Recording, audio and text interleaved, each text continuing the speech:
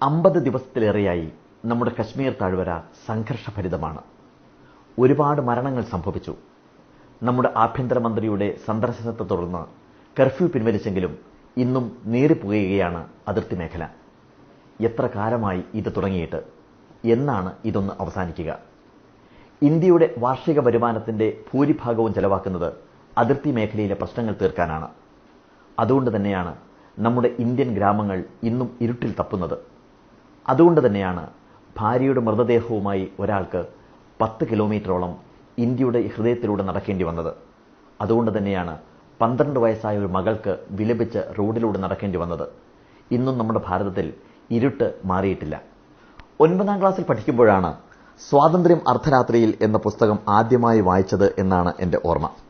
അന്ന് കാര്യമായിട്ടൊന്നും മനസ്സിലായില്ല. ഈ ഓഗസ്റ്റ് 15-ന് വീണ്ടും ഒരിക്കൽ കൂടി വായിക്കണമെന്ന് തോന്നി. തുടർന്ന് VP മേനോന്റെ ഇന്റഗ്രേഷൻ ഓഫ് ഇന്ത്യൻ സ്റ്റേറ്റ്സ് എന്ന പുസ്തകവും വായിച്ചു. ഇതിൽ പറഞ്ഞിരിക്കുന്ന പല കാര്യങ്ങളും ഇന്ന് നമ്മുടെ ഭാരതത്തിൽ സംഭവിച്ചുകൊണ്ടിരിക്കുന്ന കാര്യങ്ങളെ എങ്ങനെ ലാരി കോളിൻസും ഡൊമിനിക് ലാപ്പിയറും മുൻകൂട്ടി കണ്ടു എന്ന് എന്നെ അത്ഭുതപ്പെടുത്തുന്നു. അതുകൊണ്ട് തന്നെ ചില കാര്യങ്ങൾ എന്റെ ഫേസ്ബുക്ക് കൂട്ടുകാരുമായി സംവദിക്കണം എന്ന് എനിക്ക് തോന്നി. ഗാന്ധി എവിടെയാണോ അവിടെയായിരുന്നു ഇന്ത്യയുടെ തലസ്ഥാനം.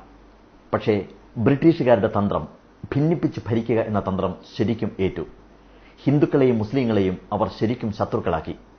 അതുകൊണ്ട് തന്നെ മഹാത്മാഗാന്ധി പ്രഖ്യാപിച്ചു, ഇന്ത്യയെ വെട്ടിമുറിക്കുന്നതിന് മുമ്പ് നിങ്ങൾക്ക് എന്റെ ശരീരം വെട്ടിമുറിക്കേണ്ടി വരും. അദ്ദേഹം ആവർത്തിച്ചാവർത്തിച്ച് പ്രഖ്യാപനം ചെയ്തു. പക്ഷേ പാകിസ്ഥാൻ വിഭജിക്കണം എന്നുള്ള കാര്യം 1933 തന്നെ ഉറപ്പിച്ചു വച്ചിരുന്നു. പുസ്തകത്തിൽ പറയുന്നത് ഇങ്ങനെയാണ്: സ്വന്തമായ ഒരു രാജ്യം സ്ഥാപിക്കണമെന്ന ആശയം കേംബ്രിഡ്ജിൽ 3-ാം നമ്പർ ഹെംബസ്റ്റർ റോഡിലെ ഒരു സാധാരണ നാടൻ വസതിയിൽ വെച്ചാണ് ടൈപ്പ് ചെയ്ത് 4.5 പേജ് വരുന്ന കടലാസിൽ ഔപചാരികമായി ആദ്യമായി രൂപം കൊണ്ടത്. അതിന്റെ കർത്താവ് റഹ്മത്ത് അലി എന്ന ഒരു 40-കാരനായിരുന്നു. തന്റെ നിർദ്ദേശമടങ്ങിയ കടലാസിന്റെ തലയ്ക്കൽ അദ്ദേഹം എഴുതിവെച്ച തീയതി 1933 ജനുവരി 28 എന്നാണ്. അലി എഴുതി, ഇന്ത്യ ഒരൊറ്റ രാഷ്ട്രമാണെന്ന ആശയം അപഹാസ്യമായ നുണയാണ്. മുസ്ലിങ്ങൾ ഭൂരിപക്ഷമായുള്ള ഇന്ത്യയുടെ വടക്ക് പടിഞ്ഞാറൻ സംസ്ഥാനങ്ങളായ പഞ്ചാബ്, കശ്മീർ, സിന്ധ് അതിർത്തി സംസ്ഥാനം, ബലൂചിസ്ഥാൻ എന്നീ പ്രവശ്യകൾ ചേർത്ത് രൂപപ്പെടുത്തിയ ഒരു മുസ്ലിം രാഷ്ട്രത്തിനു വേണ്ടി അദ്ദേഹം ആഹ്വാനം ചെയ്തു. തന്റെ പുതിയ രാഷ്ട്രത്തിനുള്ള പേര് പോലും അദ്ദേഹം നിർദ്ദേശിച്ചിരുന്നു: പാകിസ്ഥാൻ.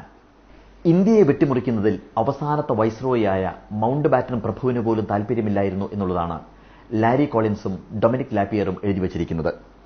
വിഭജനം വെറും ഭ്രാന്താണ്, മൌണ്ട് ബാറ്റൻ എഴുതി. എല്ലാവരെയും പിടികൂടിയിട്ടുള്ള അതിഭയങ്കരമായ വർഗീയ ഭ്രാന്ത്. മറ്റൊരു മാർഗവും തുറന്നു തരാത്ത സ്ഥിതി ഇല്ലായിരുന്നെങ്കിൽ എന്നെക്കൊണ്ട് വിഭജനത്തിന് സമ്മതിക്കാൻ ആർക്കും കഴിയുമായിരുന്നില്ല. ഈ ഭ്രാന്തൻ തീരുമാനത്തിന്റെ ഉത്തരവാദിത്തം ലോകദൃഷ്ടിയിൽ പൂർണ്ണമായും ഇന്ത്യയുടെ ചുമലിൽ ചുമത്തേണ്ടതുണ്ട്. കാരണം അവർ ഇപ്പോൾ എടുക്കാൻ പോകുന്ന തീരുമാനത്തെപ്പറ്റി ഒരു നാൾ അവർ കഠിനമായി ദുഃഖിക്കാതിരിക്കുകയില്ല. അദ്ദേഹം എഴുതിയിരുന്നു. സത്യമാണ്, നമ്മുടെ ഭാരതം ഇന്നും ദുഃഖിച്ചുകൊണ്ടിരിക്കുന്നു. അന്ന് വിഭജനം നടന്നില്ലായിരുന്നുവെങ്കിൽ ലോകരാഷ്ട്രങ്ങൾക്കിടയിൽ ഇന്ത്യ ഏറ്റവും വലിയൊരു ശക്തിയായി ഉയരുമായിരുന്നു. പിന്നെ വിഭജനം നടന്നത് ആരുടെ അനുവാദത്തോടുകൂടിയാണ്? അതാണ് അടുത്ത പേജിൽ പറഞ്ഞിട്ടുള്ളത്. തന്റെ മൃതശരീരത്തിന് മേൽ മാത്രമേ ഇന്ത്യയെ വെട്ടിമുറിക്കുവാൻ സാധിക്കുകയുള്ളൂ എന്ന് മഹാത്മാഗാന്ധി ആവർത്തിച്ച് പ്രഖ്യാപിക്കുമ്പോഴും 3 പേർ ഭാരതത്തെ വിഭജിക്കുവാൻ വേണ്ടി താൽപര്യമെടുത്തു: പട്ടേൽ, നെഹ്റു, ജിന്ന. ജിന്ന പറഞ്ഞത് ഇങ്ങനെയാണ്: ഒരൊറ്റ പരിഹാരമേ ഇനിയുള്ളൂ, അതിവേഗമുള്ള ശസ്ത്രക്രിയ, അല്ലെങ്കിൽ ഇന്ത്യ നശിക്കുമെന്ന് അദ്ദേഹം മുന്നറിയിപ്പ് നൽകി. ജിന്നയെക്കുറിച്ച് ഈ പുസ്തകത്തിൽ പറയുന്നത് ഇങ്ങനെയാണ്: ഇന്ത്യയിലെ മുസ്ലിം ജനസാമാന്യത്തിന് ഇത്രയും അനുയോജ്യനല്ലാത്ത മറ്റൊരു നേതാവിനെക്കുറിച്ച് ചിന്തിക്കാൻ പോലും വിഷമമാണ്. മുഹമ്മദ് അലി ജിന്നയെ സംബന്ധിച്ചിടത്തോളം മുസ്ലിമായി ഒരൊറ്റ കാര്യമേ ഉണ്ടായിരുന്നുള്ളൂ: അദ്ദേഹത്തിന്റെ മാതാപിതാക്കളുടെ മതം. അദ്ദേഹം മദ്യപിച്ചിരുന്നു, പന്നിയിറച്ചി തിന്നിരുന്നു, മതപരമെന്ന് വിശേഷിപ്പിക്കാവുന്ന മട്ടിൽ തന്നെ നിത്യവും രാവിലെ താടി പഠിച്ചിരുന്നു. മതപരമായ വാശിയോടുകൂടി തന്നെ വെള്ളിയാഴ്ച പള്ളിയിൽ പോകുന്നത് ഒഴിവാക്കുകയും ചെയ്തിരുന്നു. ജിന്നയുടെ ലോകവീക്ഷണത്തിൽ ദൈവത്തിനും ഖുറാനും സ്ഥാനമേ ഉണ്ടായിരുന്നില്ല. അദ്ദേഹത്തിന്റെ രാഷ്ട്രീയ ശത്രുവായ ഗാന്ധിക്ക് മുസ്ലിങ്ങളുടെ വിശുദ്ധ ഗ്രന്ഥത്തിൽ നിന്നുള്ള വാക്യങ്ങൾ അദ്ദേഹത്തെക്കാൾ കൂടുതൽ അറിയാമായിരുന്നു. അങ്ങനെ 1947 ജൂൺ 3-ാം തീയതി വൈകിട്ട് 7 മണി കഴിഞ്ഞ ഉടനെ അഖിലേന്ത്യാ റേഡിയോയുടെ ന്യൂഡൽഹി നിലയത്തിൽ നിന്ന് ഇന്ത്യയെ വിഭജിച്ച് സ്വതന്ത്രമാക്കാനുള്ള തീരുമാനം 4 പ്രധാന നേതാക്കന്മാരും ചേർന്ന് ഔപചാരികമായി പ്രഖ്യാപനം ചെയ്തു: മൌണ്ട് ബാറ്റൻ, നെഹ്റു, ജിന്ന, പട്ടേൽ.